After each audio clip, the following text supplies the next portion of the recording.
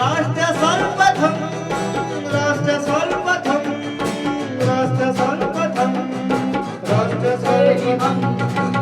दिल्ली के मुख्यमंत्री अरविंद केजरीवाल पर भाजपा जबरदस्त तरीके से हमलावर है। इसी कड़ी में भाजपा केंद्रीय राज्य मंत्री मीनाक्षी लेखी ने नई दिल्ली में पार्टी मुख्यालय में प्रेस वार्ता की। मीडिया को संबोधित करते हुए भाजपा नेत्री ने कहा कि पिछले 5 दिन से भारतीय जनता पार्टी धरने पर बैठी है, क्योंकि हमें सीएम केजरीवाल के घर की मरम्मत पर खर्च रुपयों का हिसाब चाहिए। पिछले 5 दिन से भारतीय जनता पार्टी धरने पर बैठी है और धरने पर बैठी है क्योंकि शीश महल का हिसाब किताब हमको चाहिए। और आपको 2 बातें मैं मुख्य तौर पर आपके माध्यम से सबको बताना चाहती हूँ। वो ये है कि एक तरफ उन्होंने कहा था कि मैं बहुत ऑस्टियर साधारण जिंदगी जीऊंगा, घोड़ा गाड़ी बंगला नहीं लूंगा, और उन्होंने वो सब केवल लिया नहीं बल्कि अपने लिए 7 स्टार फैसिलिटी बनाने का काम किया। दूसरा, ऐसे समय पर यह सब हुआ जब दिल्ली की जनता त्राहिमाम थी कोरोना से, और साथ ही कंस्ट्रक्शन के ऊपर, निर्माण के ऊपर रोक थी। ऐसे समय पर यह कार्य किया गया और 45 करोड़ रुपए उस पे खर्चे गए, जब 1-1 रुपए की जरूरत व्यक्तियों के जीवन बचाने की थी। सेकेंड एस्पेक्ट, जो दूसरा एस्पेक्ट है, वो है कानूनी उल्लंघन। मास्टर प्लान दिल्ली 21 के मुताबिक जो ये क्षेत्र है सिविल लाइंस का, जहां पे इनका निवास है, उसमें ईंट भी नहीं लगा सकते। तोड़फोड़ तो बहुत दूर की बात है, क्योंकि वो लट्टियंस दिल्ली की तरीके की जगह है, जो नियम कानून के अनुसार हेरिटेज एरिया है, वहां पर आप कंस्ट्रक्शन नहीं कर सकते।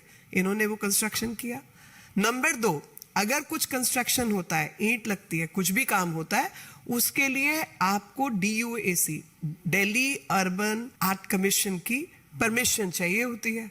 आपने वो परमिशन ली। तीसरा, 45 करोड़ रुपए आपको खर्चना था, तो क्या आपने 45 करोड़ रुपए का कोई टेंडर फ्लोट किया? जवाब है नहीं। स्कैम यहां पर है, क्योंकि 45 करोड़ रुपए का कोई टेंडर नहीं खर्चा, बल्कि इन्होंने नियम कानून का उल्लंघन करते हुए, क्योंकि 10 करोड़ और 10 करोड़ से ऊपर कोई टेंडर अमाउंट होता है तो वो सेक्रेटरी PWD के हस्ताक्षर के बिना अप्रूव नहीं हो सकता।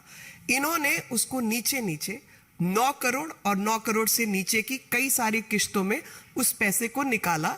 45 करोड़ का टेंडर नहीं किया। टेंडरिंग प्रोसेस के मुताबिक ई-टेंडर, ओपन टेंडर आपको करना होता है, और उसका भी नियम है। उसका उल्लंघन करते हुए इन्होंने पूरे अमाउंट को स्प्लिट किया, बांटा छोटे हिस्सों में, ताकि वो उस नियम से बाहर हो सके। साथ में नियम है, कानून है कि 20 लाख से ऊपर फर्नीचर, फर्निशिंग्स कुछ भी है, तो उसमें आपको कंकरेंस चाहिए होती है फाइनेंस डिपार्टमेंट की। तो उस फाइनेंस डिपार्टमेंट की कंकरेंस ना लेनी पड़े, 11 करोड़ रुपए आपने खर्च दिया फर्निशिंग के ऊपर। जब भी कोई कंस्ट्रक्शन होगा तो सोचिए, 314 स्क्वायर मीटर की जगह को आपने 1000 से ऊपर बढ़ा लिया। कैसे बढ़ाया? यानी आसपास की जो बाकी प्रॉपर्टीज थी उनको आपने अपनी इस प्रॉपर्टी में मिलाया। अरे 2 भाइयों का भी अगर मकान बंटता है, या 500 गज का प्लॉट 250 में बंटता है, या 1000 का 500 में बंटता है, उसकी भी परमिशन होती है। यहाँ तो आपने बढ़ा लिया बिना किसी परमिशन के, बिना किसी बातचीत के,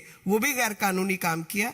जो काम इन्होंने टेंडर को बांटकर छोटे छोटे हिस्सों में, वही काम इन्होंने पेड़ गिराने की परमिशन पे भी किया। पेड़ गिराने की परमिशन अगर 10 पेड़ से अधिक होते हैं तो वो भी सुपीरियर ऑफिसर के पास जाती है, और उस पे फॉरेस्ट डिपार्टमेंट के ऊपर के अधिकारी इन्वॉल्व होते हैं।